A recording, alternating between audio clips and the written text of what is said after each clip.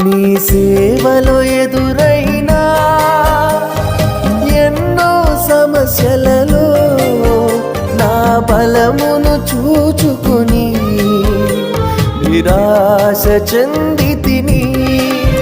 నీ సేవలో ఎదురైనా ఎన్నో సమస్యలలో నా బలమును చూచుకుని నిరాశ చెందితిని.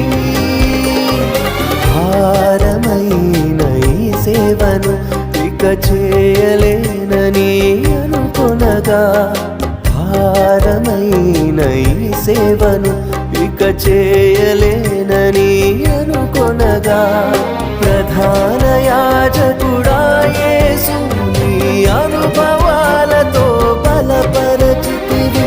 ప్రధాన యాజకుడా